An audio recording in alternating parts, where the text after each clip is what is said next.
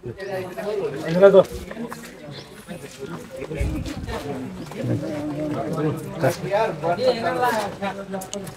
नाही अंगावर पडलं तर ते खूप डाग पडतात. तर अशा तऱ्हेनं आपल्याला बनानाचं हार्वेस्टिंग आपण पाहतोय ना, तर फील्डवर येऊन तो अनुभव घेणं ही एक वेगळीच गोष्ट असते. तर बघतोय आपण की कामगार कसे कापतात, कोणते घड घेतात हो ना, सुरुवात त्याची पूजा करून त्यांनी केलेली आहे जे काय असेल ते. पण आता त्याचं आपण काम बघणार आहोत. तर आता आपण जे सप्लायर आपले त्यांच्याशी आपण बोलणार आहोत की त्यांनी ह्याचं कसं कोऑर्डिनेशन केलं आणि कसं याचं मॅनेजमेंट केलं. तर देशमुख साहेब आपल्या बरोबर आहेत. देशमुख साहेब नमस्कार. नमस्कार. पहिले तर तुमचं नाव, तुमचं गाव, तुम्ही काय करता याबद्दल थोडंसं सांगा. नमस्कार, यश प्रकाश देशमुख. मी राहणार शिरोडदिगर, तालुका शहादा, जिल्हा नंदुरबार. मी केळी एक्सपोर्ट आणि डोमेस्टिकचं काम करतो. एक्सपोर्ट पण आणि डोमेस्टिक पण. शेतकऱ्याचा फायदा काय माहितीये का, त्याच्या शेतकऱ्याचा सगळा माल आपण काढतो आणि जो शेवटचा माल उरतो तो आपण डोमेस्टिकला, मुंबई वगैरे मार्केटला, लोकल मार्केटला पण देतो. तर तो कॅरेटला माल जातो. मग शेतकऱ्याला पण आपण रेट वगैरे सगळा चांगला देतो आणि त्याच्या म्हणजे सगळा माल काढल्यावर तो पण आनंदी असतोय. म्हणजे माझा माल शेवटपर्यंत काढला आणि आपण क्वालिटी वगैरे शेतकऱ्याला सांगतो. आता मला हे सांगा की हे जे चाललंय केळीचं जे हार्वेस्टिंग चाललंय याची जरा प्रोसेस समजून सांगा. आता यांनी घड कापले तर घड तुम्ही निवडून घेतले. हो, आता त्यांनी ना कॅलिबर बघितलंय. कॅलिबर म्हणजे काय, कॅलिबर असते लेंथ वगैरे, लेंथ असती ही लेंथ आहे आणि तो टाईट आपल्या भागामध्ये म्हणतो त्याला टाईट माल. हा, तर टाईट माल राहिला तर तो एक्सपोर्ट साठी माल अवेलेबल आहे का नाही, एक्सपोर्ट साठी तोच माल कटिंग केला जातो. आता ह्या पणीचं 42 पाहिजे कॅलिबर. 42 साईज. 42 साईज आमच्याकडे कॅलिबर असते आणि कॅलिबर आता नाही पण हो म्हणजे वर्नियर कॅलिबर म्हणतात. वर्नियर कॅलिपर म्हणतात ते, म्हणजे विड्थ ही 42 42 आणि शेवटच्या पणीचं 38 असलं पाहिजे. 38 असल्याने म्हणजे सगळा माल हार्वेस्टिंग एक्सपोर्ट क्वालिटीला जातोय. 42 ते 38. हो, शेवटून 2 नंबरचा हँडला 38 असलं पाहिजे आणि इथे 42 असलं पाहिजे. तो माल सगळे एक्सपोर्ट होतो असं आहे. आणि त्यानंतर टाक्यांमध्ये टाकलं जातं हे केमिकल. यापुढे टाक्यांमध्ये काय होतं ते सांगा एकदा.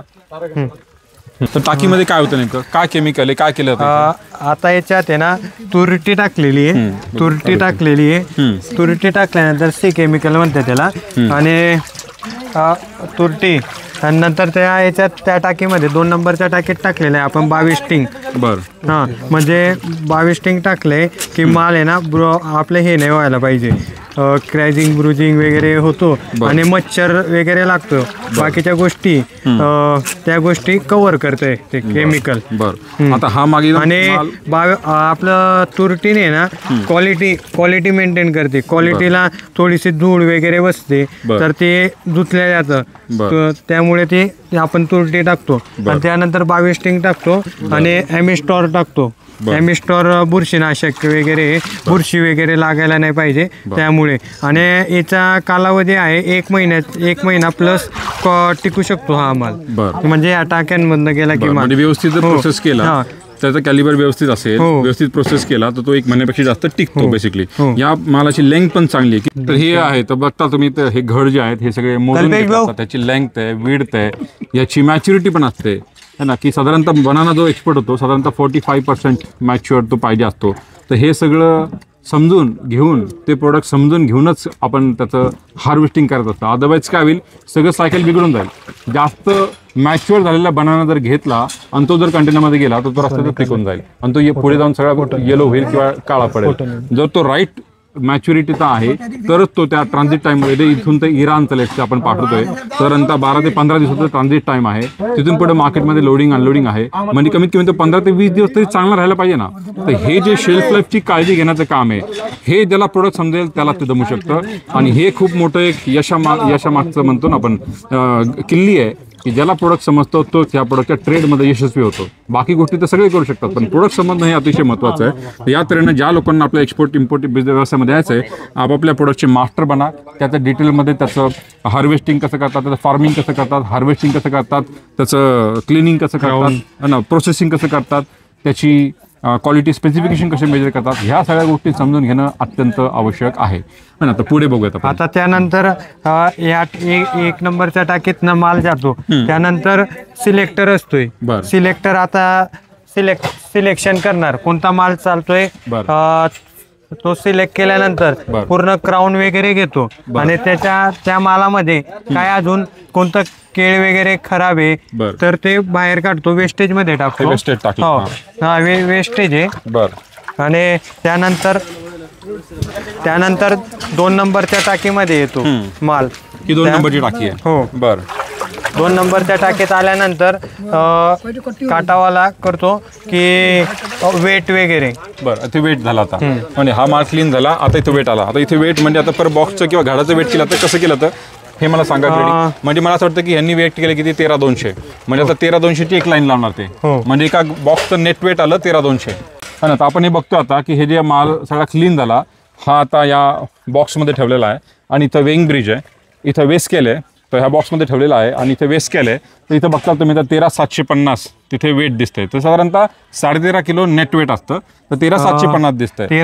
आपण 13,500च्या प्लस का देतोय की पाणी वगैरे असतंय, त्याचं पाण्याचं पण वेट असतंय. ते मग इथे टेबलवर आल्यावर पाणी वगैरे जाते, थोडासा माल सुकू देतो आणि त्यानंतर पॅकिंग केली जाते. त्याच्यात वेट चाललं जातं आणि त्यानंतर 13.5 किलोचा वेट बसतंय ते. म्हणजे नेट वेट आपलं 13.5 किलो पाहिजे. तर हे सगळे आता जे घड आहेत, आता ह्या बॉक्स मधले जे घड आहेत, आता हा किती आलं 5 घड झाले, म्हणजे 5 हँड झाले. 5 हँड झाला तो. 4 हँड, 5 हँड, 6 हँड आणि 8 हँड आणि क्लस्टर असतोय. बरं, ठीक आहे. आता ह्याला मित्रांनो ह्याला हँड म्हणतात. बऱ्याच गोष्टी तुम्हाला टर्मिनॉलॉजी समजून घ्यायला लागेल. दिस इज 1 हँड. तर एका 13.5 किलोच्या बॉक्समध्ये किती हँड गेले याच्यावरून तो किती हँडचा बॉक्स हे ठरवलं जातं. जसं हे म्हणाले देशमुख साहेब की 4 हँड, 5 हँड, 6 हँड, 7 हँड, 8 हँडपर्यंत पॅकेजिंग होतं. मार्केटमध्ये डिमांड सगळ्यात जास्त असते 4 हँड, 5 हँड. बरोबर की, कारण लोकांना मोठे घर पाहिजे असतात. 4, 5, 6 हँडची रिक्वायरमेंट मार्केटमध्ये जास्त असते, प्रीमियम क्वालिटीची. जर तुमचे हँड जास्त झाले तर त्याचा रेट कमी होऊ शकतो. तर अशा तऱ्हेने हे 5 हँडचे इथे तुम्हाला दिसतात. 5 हँड, 6 हँडचं इथे पॅकिंग चाललेलं आहे गेलेलो है ना. या तऱ्हेनं आता इथे आलं, इथे ठेवलं, हे पाणी निथळलं गेलं, आता सगळं पाणी क्लीन झालं. आता काय करणार पुढचं प्रोसेस? आता पॅकेजिंग करणार. पॅकेजिंग मध्ये सगळ्यात पहिले बॉक्स घेतला. ठीक आहे. तर हा पॅकेजिंगचा बॉक्स आहे, ह्याला टॉप बॉटम बॉक्स म्हणतात. टॉप आहे हा आणि हा बॉटम आहे. बरोबर. तर आता ह्या बॉक्सची 13.5 किलोचा बॉक्स आहे हा. बरोबर. आता किती प्लायचा बॉक्स आहे सांगा पहिले. हा बॉक्सचा वेट 1 kg आहे. 1 kg वेट आहे बॉक्स दोन्ही मिळून. तर मित्रांनो हे 1 kg वेट आहे. तुम्हाला हे माहित पाहिजे की बॉक्सचं जे आहे खाली बॉक्सचं वेट किती असतं. तर हा जो खालचा बॉटम आहे ह्याच्यावरती लोड जास्त आहे, म्हणून हा 5 प्लायचा बॉक्स आहे. म्हणजे हा जर बघता तुम्ही तर 5 लेअर ह्याच्यापासून बनवलेला बॉक्स आहे है ना. त्यामध्ये 2 वॉल्स आहेत आणि 3, म्हणजे 5 लेअरचा याला 5 प्लाय बॉक्स म्हणतात. हा जो बॉक्स आहे, हा जो टॉप आहे, ह्याला फक्त वरून लावायचा, ह्याला लोड कमी असतो. हा 3 प्लायचा बॉक्स आहे. हा जो टॉप आहे हा 3 प्लायचा. त्यामुळे बनानाचं शिपमेंटचं पॅकेजिंग जे असतं ह्याला 5 प्लाय बॉटम आणि 3 प्लाय टॉप घेतलं जातं है ना. हे तुम्ही लक्षात ठेवा. यानुसार तुम्हाला बॉक्सची निवड करायची. जास्त हेवी पण नाही पाहिजे, जास्त लाईट वेट पण नाही पाहिजे, कारण हे बॉक्सेस आता ट्रान्झिटमध्ये राहणार आहेत आणि बरेच दिवस त्याच्यामध्ये बनाना ह्युमिड वातावरणामध्ये AC मध्ये राहणार आहे. त्याच्यानंतर हा पेपर टाकला तुम्ही, ह्याला काय म्हणतात? ID bag, air pad. ह्याला म्हणतात एअरपॅड. तर हे सांगा हे कशामुळे वापरतात, काय त्याचा पर्पज आहे? एअरपॅड आपण आहे ना, हे खाली ना असं शॉर्ट आहे, हे एवढी शॉर्ट आहे. तर ते काम करते की हे याच्यावर टाकलं आपण तर ते असं राहू शकतं आणि त्याच्यावर पॅकिंग म्हणजे कमी जास्त होत नाही. तर हे सपोर्ट सिस्टम आहे. ठीक है, आप पैकिंग कर लो. उसके बाद ये किसमें डालेंगे? त्याच्यानंतर प्लास्टिक बॅग मध्ये आयडी बॅग, व्हॅक्यूम बॅग पण म्हणतात त्याला. हा ओके. तर ही व्हॅक्यूम बॅग आहे, त्याच्यामध्ये पूर्ण त्यांनी एक पेपर टाकला. त्या पेपरला काय म्हणतात? जर्मिनेशन. ह्या पेपरला हो जर्मिनेशन. आणि हा फोम आहे, पी फॉर्म. बरोबर, हा सी फॉर्म आहे. तर प्रत्येक बनानाचं घड फोम मध्ये पॅक करून तो जर्मिनेशन पेपरच्या वरती ठेवला जातो. तर काय ह्याचा उपयोग आहे जर्मिनेशन पेपर? म्हणजे ब्रुजिंग माल झाला नाही पाहिजे, म्हणजे घातला नाही पाहिजे एकमेकाला, ब्रुसिंग झालं नाही पाहिजे, ते त्याचा पर्पज आहे ह्या फोमचा आणि त्या पेपरचा. आता ह्यांनी पाऊच टाकलं, ते पाऊच दिखा, हे काय सिलिकॉन काय हे आपलं. हे बघतात तुम्ही, तर हे फ्रेशनेस प्रिझर्व मध्ये असतं हे. हा, ते सॅशे आहे. हे साधारणतः सिलिकॉन म्हणजे जे तुम्ही वाटतं आपल्याला की जे मॉइश्चर ऑब्सॉर्ब करून घेण्यासाठी हे वापरलं जातं, हे पाउचेस त्यामध्ये टाकतात है ना. तर हे टाकलं, लाल तर व्हॅक्यूम पॅक करू. आता हे बॉक्स ते व्हॅक्यूम पॅक करतील. त्यानंतर आपण असं करतो की एक सारखी पॅकिंग आहे का, वर खाली नाही ना. वर खाली असलं की इकडची साईड वाटली आपल्याला, इकडची जास्त वर आहे तर याला असं करू शकतो, नाही तर खाली वर करून बॅलन्स झाला की नंतर ती व्हॅक्यूम टाईट करते. हे व्हॅक्यूम मशीन आहे, व्हॅक्यूम टाईट केल्यानंतर सगळा माल हे होऊन जातो, म्हणजे ओव्हर टाईट पण नाही होत आणि एकदम व्यवस्थित असतो ती गोष्ट. बरोबर. ये देखो उनको उलटा करके दिखा. ये देख सकते हैं आपण. आता हे बघा, म्हणजे पेपर धड पूर्ण कशा तऱ्हेनं पाणी पॅक केलेलं आहे. बरोबर. तर या तऱ्हेनं म्हणजे पूर्ण व्हॅक्यूम केलेलं आहे याला. पूर्ण व्हॅक्यूम पॅक झालं म्हणजे हा घड खराब होणार नाही. याचं जे क्वालिटी आहे ती मेंटेन राहील, एकमेकांवर घासणार नाही. या तऱ्हेनं पॅकेजिंग खूप इम्पॉर्टंट आहे. ॲग्रिकल्चर प्रोडक्टमध्ये सगळ्यात इम्पॉर्टंट असेल तर त्याचं हँडलिंग, हार्वेस्टिंग, पॅकेजिंग. कारण पॅकेजिंग जर चांगलं नसेल तर 100% तुम्हाला फटका बसणार आहे. ते प्रोडक्ट कुठेतरी खराब होईल, काळं पडेल, डॅमेज होईल आणि त्याचा भाव कमी होईल आणि नुकसान होईल. त्यामुळे पॅकेजिंग खूप इम्पॉर्टंट आहे, सगळ्यात जास्त इम्पॉर्टंट आहे. तर या तऱ्हेनं सगळे बॉक्सेस होतात पॅक, व्हॅक्यूम पॅक केलेत. आता जसा बॉक्स होतो एक बॉक्स, तर तसेच आपले 1540 बॉक्स तसेच होणार आहे. बरोबर आहे. आणि क्वालिटी पण तीच असणार आहे, 1540 बॉक्सला पण तीच असणार. आणि आता जी आपण हा एक बॉक्स भरलाय तर या बॉक्सला जशी क्वालिटी भरतोय तर ती पूर्ण कंटेनरला तशीच क्वालिटी मेंटेन ठेवण्याचं काम करतो. बरोबर. आणि आपला प्रत्येकाला सुपरवायझर असतो लाईनवर क्वालिटीसाठी, क्वालिटी मेंटेन करण्यासाठी. बरोबर. तर हे अतिशय महत्वाचं आहे की जो एक्सपोर्टर आहे हा नेहमीच फील्डवर जात नाही. आता आपण शेतकऱ्यांशी बोललो तर त्यानंतर शेतकरी तर पिकवणार आहेत, पण त्यानंतर जो एक्सपोर्टरचा पुढचा दुवा आहे शेतकऱ्यांमधला आणि एक्सपोर्टर मधला जो दुवा आहे हा म्हणजे सप्लायर आहे. या सप्लायरला माहिती की एक्सपोर्टरची रिक्वायरमेंट काय आहे, हे प्रोडक्ट कुठल्या देशात जाणार आहे, कुठल्या व्हरायटीचं पाहिजे, कुठल्या क्वालिटीचं पाहिजे, किती साईज पाहिजे. प्रत्येक कंट्रीचं स्पेसिफिकेशन वेगळं असतं, पॅकेजिंगची स्टाईल वेगळी असते आणि कोणत्या शेतकऱ्याकडे ते अवेलेबल आहे. म्हणजे आता उदाहरणार्थ आता एखाद्या शेतकऱ्याचा आपल्याकडे आहे इराण मार्केटचा क्वालिटी, तर त्याला इराण सारखे रेट दिला जातो. आणि आपला जो बायर आहे, जो एक्सपोर्टर आहे, आता एक्सपोर्टर आहे, एक्सपोर्टरची जी रिक्वायरमेंट असते, त्यांची क्वालिटी असते, त्याच्यानंतर रिकव्हरी असते, त्यांनी आम्हाला सांगितले असते, ते आम्हाला प्रोव्हाइड करता माहिती आम्हाला अशी अशी पाहिजे. फेडरेशनच्या टीम कडनं तुम्हाला जी माहिती आली किंवा जी रिक्वायरमेंट आली ती काय होती, तुम्ही थोडक्यात सांगता का? आम्हाला आले की 80+ रिकव्हरी आणि A1 क्वालिटी द्यायची. क्वालिटी मेंटेन वगैरे ठेवावं लागेल. तर तेव्हा तुम्ही आम्हाला दिले, आम्ही लगेच सांगितलं सर असं असं आहे आमच्याकडे फील्ड. आम्ही शेतकऱ्याशी लगेच बोलतो की हाय ऑर्डर आम्हाला ऑर्डर भेटली की लगेच शेतकऱ्याशी आम्ही डील करतो. तुमचा जो रेट असेल तो शेतकऱ्याशी करतो आम्ही. आणि त्यानंतर शेतकऱ्याला सांगितलं की शेतकऱ्याचं आमचं झालं की लगेच लाईन वगैरे टाकतो आम्ही. आणि त्यानंतर फील्डवर तुमच्या कंपनीचा पण एम्प्लॉई येतो, सुपरवायझर. आणि त्यानंतर सुपरवायझर पण बघू शकतो की लाईन कशी चालू आहे, क्वालिटी काय आहे. आणि उदाहरणार्थ कधी आम्ही लाईन टाकली आणि त्यानंतर आम्ही तुम्हाला फोटो वगैरे शेअर करतो. त्यानंतर आम्ही फोटो शेअर केली, त्यानंतर तुम्हाला क्वालिटी आम्ही वेगळी दाखवली आणि इथे येऊन क्वालिटी वेगळी. तर त्यामुळे तुमचा सुपरवायझर इम्पॉर्टंट आहे. बरोबर. सुपरवायझर या है ना. तर काही कुठलंही शिपमेंट असलं, आमचं फेडरेशनचं तर आमचे सुपरवायझर आहेत, त्यातले एक तेजस आहेत, यांनी आतापर्यंत बरेच कन्साइनमेंट्स केलेत, अनेक देशांचं प्रोडक्ट तो हँडल करतो. ना तर ही इज दॅर. तर हेच मला सांगायचं की सगळे एक्सपोर्टरला सुपरवायझर्स किंवा कोऑर्डिनेटर्स लागतात की ते शिपमेंट सक्सेसफुली होण्यासाठी. कारण सगळ्या ठिकाणी एक्सपोर्टर जाऊ शकत नाही, 10 प्रोडक्टमध्ये काम करताना 10 ठिकाणी जाऊ शकत नाही. तर आता तुम्ही जे सांगितलं, तुम्ही म्हणणं असं आहे की एक्सपोर्टर असतोय तर तुम्ही फक्त आमच्यावर विश्वास ठेवून नाही चालणार काही गोष्टी. कारण की तुम्ही पण सुपरवायझर वगैरे ठेवलं पाहिजे आणि फील्डवर आलं पाहिजे की तुम्ही नाही येऊ शकत, पण तुमचा एक सुपरवायझर तरी पाठवला गेला पाहिजे 100%. आणि आता उदाहरणार्थ आम्हाला तुमच्या कंपनीने पाठवलं सुपरवायझर आणि आपण आता सुपरवायझर कडनं पण आपले विचारून घेऊ कशी दिलाय कंटेनर वगैरे कसा भरून दिलाय. आता तुम्ही जी रिक्वायरमेंट सांगितली तुम्ही सांगितलं की 80% रिकव्हरी, याचा अर्थ काय होतो? रिकव्हरी म्हणजे नेमकं रिकव्हरी म्हणजे प्रीमियम बॉक्स असतोय 4, 5, 6 हे एकत्र येतात. एकत्र आल्यावर यांची 80% आपल्याला 1540 मधनं 80% 4, 5, 6 निघायला पाहिजे आणि 8 हँड आणि क्लस्टर मिळून 20% निघायला पाहिजे. बरोबर, कारण हे ऍग्रिकल्चर प्रोडक्ट आहे, हे आपण म्हणू त्या साईजचं आणि तसंच मिळत नाही अनेकदा, नाही तर मग त्याचा भाव खूप जास्त वाढेल. त्यामुळे जे पिकलं आहे तेच त्या ह्याच्यामध्ये बसवणं आवश्यक असतं. त्याच्या तऱ्हेनंच पुढे पण डील केलं जातं. आम्ही जेव्हा आमच्या बागाशी डील करतो आम्ही पण त्याला हे सांगतो बाबा की एवढ्या हँडवाले एवढे बॉक्सेस मिळतील, बाकीचे एवढे मिळतील. ना तर मग शेतकरी म्हणेन बाबा तुम्ही सगळं चांगलं घेऊन जा तर बाकीचं माल कोण घेईल.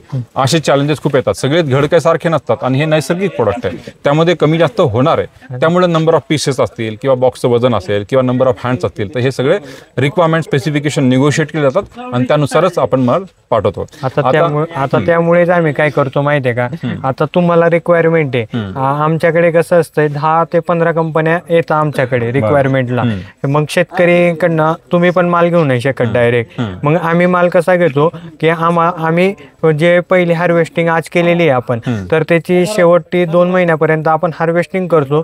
त्याच्या 90% माल एक्सपोर्ट करतो आणि 10% माल त्याचा आपण लोकल मार्केटसाठी करतो. म्हणजे शेतकऱ्याला पण आता आम्हाला माल दिलाय तर त्यानंतर आम्ही शेतकऱ्याला काय करतो की बाबा तू कोणाला माल देऊ नाही शकत आणि शेतकरी पण नाही देऊ शकत आमच्याशिवाय माल, की शेतकऱ्याला विश्वास असतो की पहिली गाडी काढली तर शेवटपर्यंत. आणि असेच आम्ही 350 कंटेनर प्लस आम्ही आता जळगाव मधनं केलेली आहे यावर्षी आणि आता इथून पण चालू आहे आमचं काम. ऑल इंडियावर काम करतो मी. आंध्र प्रदेश, आपलं सोलापूर जिल्हा आणि जळगाव जिल्हा, नंदुरबार जिल्हा आणि धुळे जिल्हा.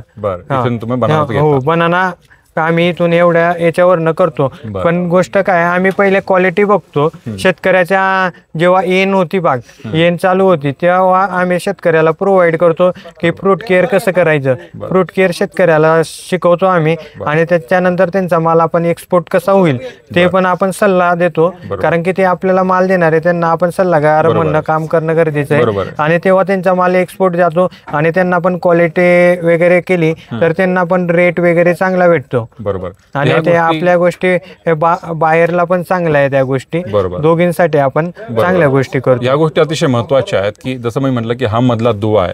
कारण एक्सपोर्टरला माहित नसतं की कुठं कसं पीक आलंय, त्याला त्या प्रोडक्टचं तेवढं लेवलला समजणं ज्ञान सोपं नाहीये.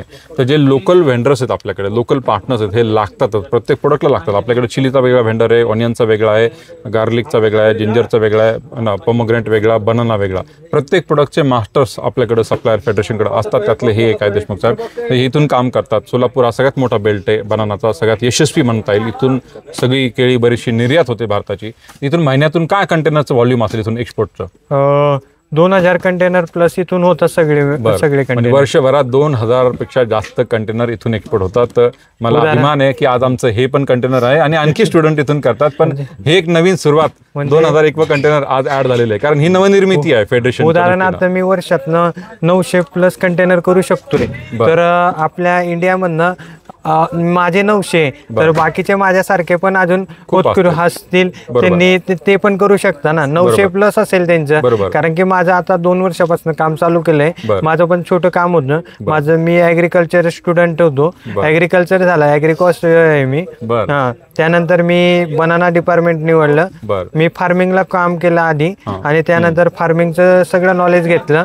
आणि त्यानंतर गोष्ट अशी येते की जी गोष्ट आपल्याला करायची ती गोष्ट आपल्याला आधी माहिती पाहिजे आणि त्यानंतर आपण केलं गेलं पाहिजे. स्वतःचं काहीतरी साम्राज्य करायचे आधी आपल्याला एम्प्लॉय म्हणणं काम करावं लागेल. तुम्ही ते एम्प्लॉय बोललात, तुम्ही आता व्यावसायिक झालात, पण आम्हाला असं वाटतं की बरेच लोक त्या पुण्यामध्ये त्या गल्ली बोळात MPSC UPSC करतात. त्यांचं काय ऍग्री क्रॉस सगळे तिकडे जातात हे आम्ही बघतोय. तर काय वाटतं तुम्हाला? काही लोक तिकडे जातात, तिकडे गेले.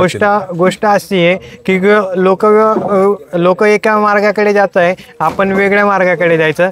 एक तर काहीतरी करून दाखवायचं असं हेतू होता. समाजामध्ये पण दृष्टिकोन वेगळा असतोय, समाजामध्ये सुद्धा नाव निघतंय आणि घरच्या आई वडिलांचं पण नाव निघायला पाहिजे असं काम करण्याचा माझा उद्देश होता. खूप मोठं तुमचं म्हणतो काम आहे किंवा विचार आहे आणि चांगलं तुम्ही करता. असे हे तरुण आहे, मला असं वाटतं की भारतात आता माझ्याकडे 5 एम्प्लॉय सुद्धा काम करताय. ग्रेट. म्हणजे बघा, उद्योजक पण झालेत आणि नोकरी मागायची आता नोकरी देतात पण आहे. तर मला असं वाटतं की भारताच्या प्रत्येक तरुण उद्योजकाकडे ही क्षमता आहे. ॲग्रिकल्चरचा आपला बेस आहे. अनेक MPSC UPSC करतात, अनेक MSc आणि BSc ॲग्रिकल्चरवाले काय करतात हे त्यांना माहिती असेल तर तुम्ही एक उदाहरण बघू शकता.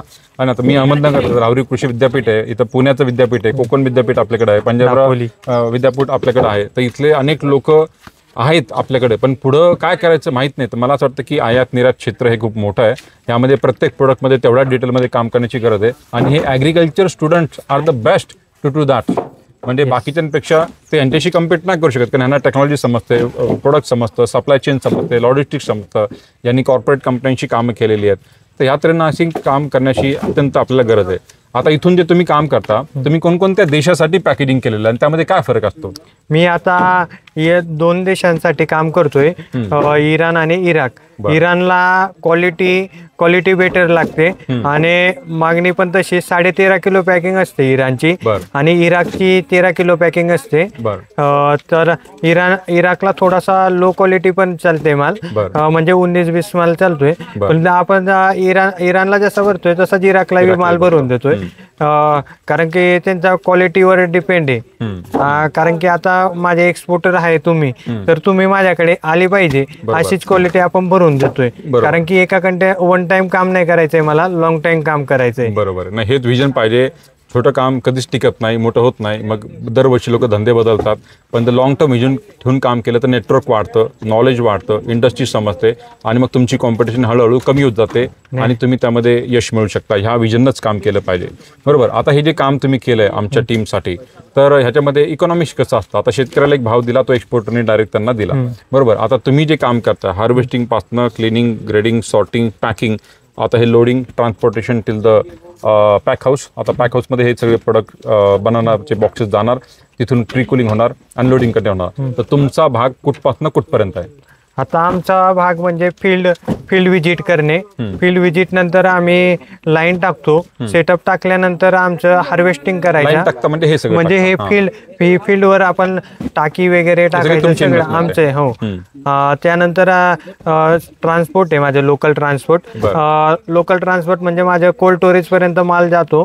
कोल्ड स्टोरेज पर्यंत मी जिम्मेदारी घेतो आणि त्यापुढे पण घेतो, महिन्याभराची मालाची गॅरंटी घेतो मी.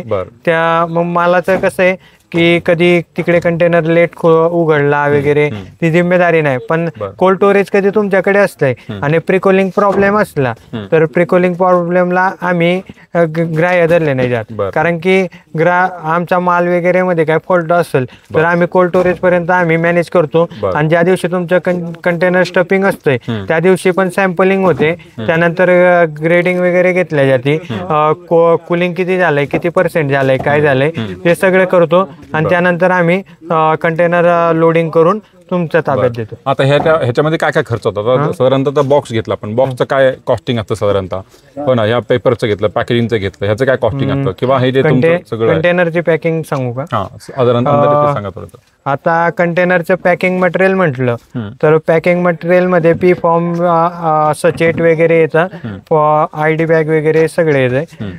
ते 42 ते 40 हजार साधारण खर्च आहे त्याला. आणि त्यानंतर लेबर कॉस्ट आहे. लेबर कॉस्ट आमचे 3 रुपये सर्व्हिस चार्ज आहे किलोला. 3 रुपये सर्व्हिस चार्ज आहे. आणि त्यानंतर लोकल ट्रान्सपोर्ट कंटेनरला लागते 20,000 रुपये ट्रान्सपोर्ट आहे. हा सगळा खर्च पॅक हाऊस पर्यंत आला. पॅक हाऊस पर्यंत. बरोबर. म्हणजे पर किलो 3 रुपये. आणि शेतकऱ्याचा रेट असेल तो आम्ही फ्रूट रेटवर काम करतोय. म्हणजे आता उदाहरणार्थ कधी तुम्हाला शंका पण असेल तर आपण आता शेतकरी पण इथेच आहे, तर शेतकऱ्याशी आम्ही जो रेट दिलाय, तुम्ही मला जो रेट सांगितलाय तोच रेट तुम्हाला शेतकरी सांगेल ही गॅरंटी देतो. आम्ही फक्त सर्व्हिस चार्ज वर काम करतो. बरोबर आहे, तेच योग्य पाहिजे. म्हणजे उदाहरणार्थ कसं आहे, आता तुम्ही एक्सपोर्टर आहे, उद्या उठून मला पण तुमच्याकडनं काम करायचंय, माझा विश्वास झाला पाहिजे. विश्वासघात काम नाही करायचं आपल्याला, लॉंग टाइम काम करायचंय ना. बिझनेस मध्ये ट्रान्सपरन्सी असेल तरच तो बिझनेस टिकेल आणि वाढेल. पण आता आणि सगळ्यांना सगळं माहिती की प्रत्येक जण आपल्या प्रॉफिटसाठी काम करतोय, शेतकरी त्याच्या प्रॉफिटसाठी काम करतोय, सप्लायर त्यांच्या प्रॉफिटसाठी काम करताय, एक्सपोर्टर इथं आहे ते इन्व्हेस्टमेंट करतात, ते प्रॉफिटसाठी काम करताय, फेडरेशन इथं आहे, बाबा आम्ही हे सगळं कॉर्डिनेट करतोय, आमचं पण याच्यामध्ये काही बेनिफिट असतं, आमचे इथे एम्प्लॉई उभे आहेत ह्यांचं पण एक याच्यामध्ये रोल असतो, त्यांचं एक काही बेनिफिट असतं. म्हणजे प्रत्येक स्टेक होल्डरचं एक बेनिफिट असतं, एक व्हॅल्यू ॲडिशन असतं. That has to be crystal clear. प्रत्येकाची जबाबदारी, जसं ते म्हणाले की पॅक हाऊसपर्यंत मालाची जबाबदारी आमची, पण तिथून पुढे पण जर माल चांगला असेल नसेल याची पण जबाबदारी ते घेऊ शकतात. बरोबर, तुम्ही असं घेता की बाबा की इथून प्रोडक्ट झालंय किंवा शिपमेंट केलं आणि पुढे प्रॉब्लेम आला आणि काही अडचण आली असं कधी झालंय? आजपर्यंत माझे ते 308 कंटेनर गेले इराण आणि इराकसाठी. तर मला अजून कधी प्रसंग आला नाही की मालामध्ये शॉर्ट झाला, काय खराबी झाली, तर मला काहीच झालं नाही. पण गोष्ट काय, मी महिन्याभराची गॅरंटी घेतो. त्यानंतर कधी इराणमध्ये युद्ध वगैरे झालं, त्यानंतर कंटेनर 50 दिवसात पोहोचतोय तुमचा. इथे 10 दिवस झाली, 60 दिवस होत आहे, म्हणजे 2 महिने तुमचा माल इथे राहतोय आणि तो पिकला तिकडे जाऊन, तर ती गॅरंटी मी घेणार नाही. पण ज्या दिवशी माझ्या इथून 1 महिना आहे, आजची आपली तारीख आहे, आजची तारीख 27 तारीख आहे, तर पुढच्या 27 तारखेपर्यंत मी गॅरंटी घेणार. त्यानंतर 27च्या 28 पण झाला तर 28व्या दिवशी आपण गॅरंटी घेणार नाही. 1 महिन्याची गॅरंटी घेतोय, कारण की उदाहरणार्थ माणसाची गॅरंटी नाही तर मालाची कुठे. मोठी गोष्ट आहे, बरोबर आहे. पण ही क्लॅरिटी असणं आवश्यक आहे, म्हणजे स्वतःच्या आत्मविश्वासाने महिन्याभर बोलले गॅरंटी घेणं, स्वतःचा आत्मविश्वास होतं. कुठेतरी रिस्क घ्यायला गेलं मित्रांनो. म्हणजे भारतामध्ये असे अनेक लोक आहेत की जे म्हणतात की नाही आम्हाला काय करायचं नाही, तुम्ही करा, तुम्हीच आमचा धंदा उभा करा, तुम्ही सप्लायर द्या, तुम्ही बाहेर द्या, तुम्ही सगळं करून द्या, आम्ही करू. पण बिझनेस आहे हा, रिस्क म्हणजे बिझनेस आहे. तर रिस्क म्हणजे तुमची रिस्क मॅनेज करायची ताकद पाहिजे, आपल्या मालाची छाती ठोकपणे गॅरंटी घेता आली पाहिजे, तर मार्केटमध्ये तुम्हाला किंमत आहे. नाहीतर मार्केटमध्ये विकणारे कमी नाहीत. आणि इथेच मला वाटतं यांच्या यशाचं गणित आहे, यांच्या यशाचं गणितच हे आहे की बाबा ट्रान्सपरंटली आणि कॉन्फिडन्सने काम करणं. यश भाऊ, खूप खूप शुभेच्छा तुम्हाला, खूप चांगलं तुम्ही काम करतात. तुमच्यासारखे अनेक तरुण निर्माण हो, आम्हाला पण तुमच्याबरोबर काम करण्याची आणखी संधी मिळो, हीच आमच्या तुम्हाला शुभेच्छा. धन्यवाद.